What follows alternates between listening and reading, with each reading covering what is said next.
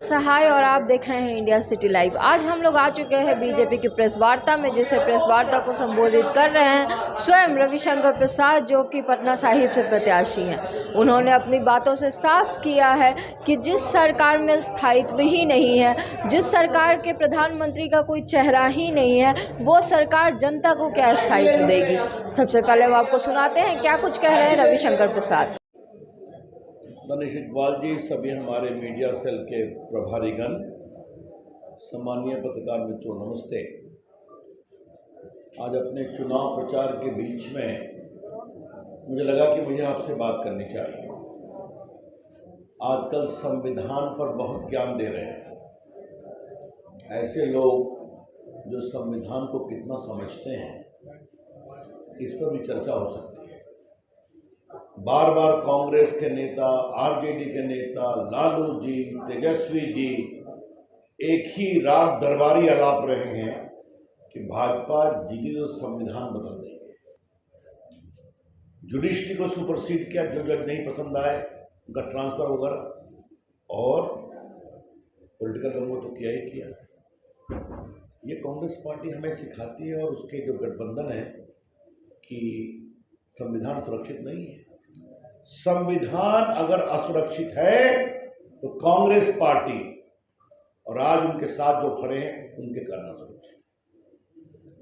इसलिए आज मुझे लगा कि ये साफ साफ बताने की जरूरत है, जो हर भाषण में संविधान खतरे में है। संविधान को खतरा इन लोग की सोच से है, जो परिवार के बाहर सोच नहीं पाते।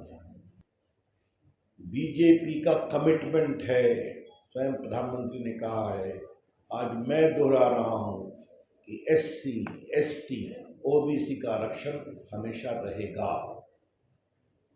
इसमें कोई शक नहीं है।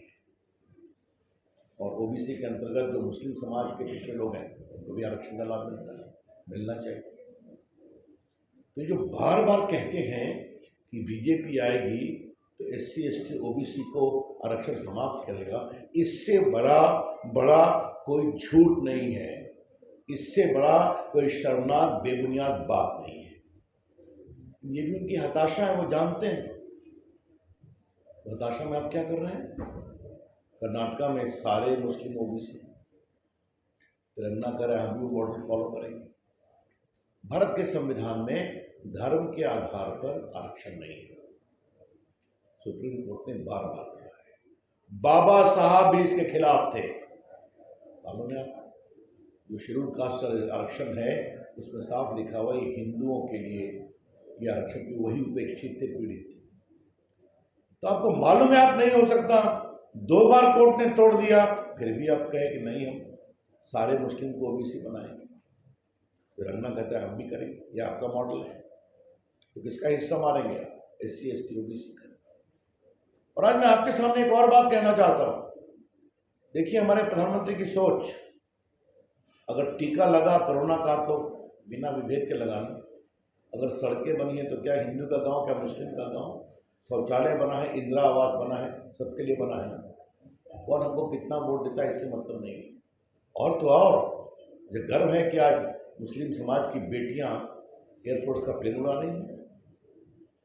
मुस्लिम समाज की बेटियां आज स्पोर्ट्स में बहुत बढ़िया काम कर रही हैं, ओलंपिक में मेडल लेके आती हैं।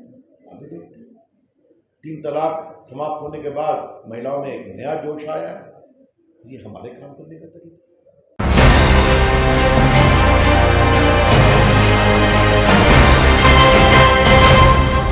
लगा वो इतना बड़ा टोस्ट था कि एक मुस्लिम बेटी आजकल बॉक्सर बन रही है, उसको प्रधानमंत्री ने आशीर्वाद दिया। तो ये हमारी सोच है और ये इस देश की मुस्लिम बेटी और मुस्लिम समाज को उसी अंधकार में रखना चाहते हैं, सिर्फ और सिर्फ वोट बैंक पॉलिटिक्स के लिए।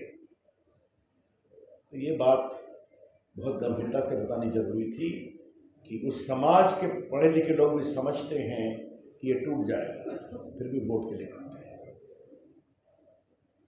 मित्रों, एक दूसरा पक्ष है, फिर आपके मैं सवाल दूंगा। मतलब लोगों की संपत्ति पर आप हाथ डालें, है ना? डालेंगे आप?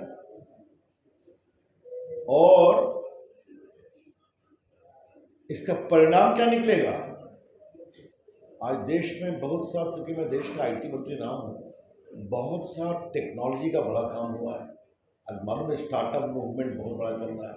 बहुत से स्टार्टअप बिहार में शुरू हुए, बीपीओ बिहार में शुरू हुए, पटना में टीसीएस आ गया है, बच्चे काम कर रहे हैं। और आपकी जानकारी के लिए स्टार्टअप में 100 स्टार्टअप यूनिकॉर्न है। यूनिकॉर्न का मतलब क्या है? जिसका वैल्यूएशन $1 बिलियन, मतलब क्या हुआ? 7,000 करोड़। तो बच्चे 25 साल, 30 साल, 35 साल के नौजवान अपनी क्षमता, प्रतिभा, हुनर से दुनिया में अपनी जगह बनाए हैं, तो आप उनकी संपत्ति छीन लेंगे। क्या कहना चाहते हैं राहुल गांधी और लालू प्रसाद?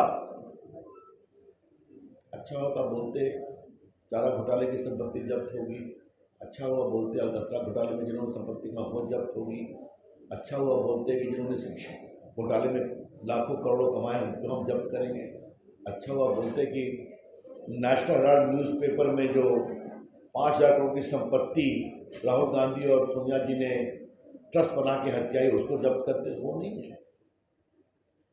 हम इसका पूरा विरोध करते हैं। इस सोच का भारत का हर साधारण व्यक्ति अपनी ईमानदारी और अपनी मेहनत से पैसा कमा के आगे बढ़ सकता है। ये हमने करके दिखाया है। तो ये इनहेरिटेंस टैक्स और बाकी टैक्स, कब का स्टेट ड्यूटी खत्म हो गया, कब का आपके खत्म हो गया वेल्थ टैक्स। राहुल गांधी कहाँ ले जाना चाहते हैं देश को? राहुल गांधी की अपनी सोच नहीं है, ये उनकी माओवादी सोच है जो उनके ऊपर हावी है। क्योंकि राहुल गांधी कितना सोचते समझते तो संसद में ही बोल चुका हूं। और अपने पत्रकार मित्रों को थोड़ा हंसी के फुट भी देता हूं। लोकसभा में बोल रहे थे वो, मैं भूल मत भूकंप आएगा। बाकी तो बोलते हैं मोदी जी आंख से आंख नहीं मिला सकते। तो पार्टी की ओर से मुझे जवाब देने को कहा गया, तो मैं खड़ा हुआ। हमने कहा अध्यक्ष जी भूकंप नहीं आया अभी तक। हमने कहा आप क्या कहना चाहते हैं? सर जी मैं भूकंप का वेट कर रहा हूँ, तब मैं बोलना शुरू करूंगा। कहीं गिर जाऊंगा तो क्या करूंगा? तो पूरा हाउस हंसने लगा। ये उनकी समझदारी का स्तर है। देश के ऊपर इस तरह की बात करते हैं। लेकिन मेरा सवाल है तेजस्वी यादव, आपका क्या स्टैंड है? लालू प्रसाद जी आपका क्या स्टैंड है बताइए। ये जो देश की संपत्ति सर्वे करा करके क्रांतिकारी फैसले लेने की बात कर रहे हैं, तेजस्वी जी आप बताइए, लालू जी आप बताइए। और वामपंथियों के बारे में मैं क्या कहूँ, तो कभी न कभी किसी के साथ चलते हैं। बोलिए। ने अमित शाह जी को बोला है, प्रधानमंत्री नरेंद्र मोदी को बोला गया है कि उनका मस्तिष्क खराब हो गया है आरजेडी के तरफ से। इस चुनाव जो होगा फिर उसके बाद उनका दिमाग खराब हो जाएगा। इस पे आपका क्या कहना है? देखिए हमारा ये स्तर नहीं है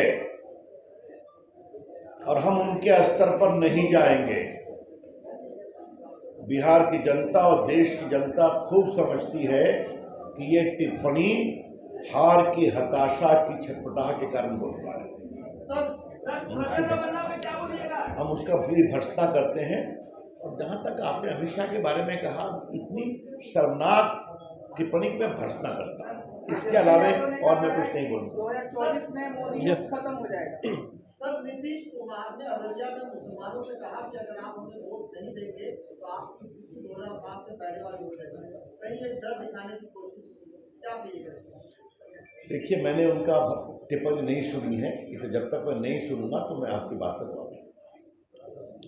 रविशंकर प्रसाद ने अपनी बातों में ये भी कहा कि इंदिरा गांधी के टाइम इमरजेंसी लगाई गई। देश में 90 बार राज्यों में राष्ट्रपति शासन लगाया गया। तो जिस सरकार ने जनता की भलाई के लिए कुछ नहीं किया, मीडिया को गिरफ्तार करने का काम किया, वो सरकार आज कैसे कहती है कि हम जनता के विकास का कार्य करेंगे? इन सवालों के साथ रविशंकर प्रसाद ने तीखा प्रहार किया है लालू यादव पर। अब देखना यह है कि क्या पलटवार में आरजेडी इसका जवाब देगी। ऐसी तमाम खबरों के लिए हमारे साथ बने रहिए और देखते रहिए इंडिया सिटी लाइव। धन्यवाद।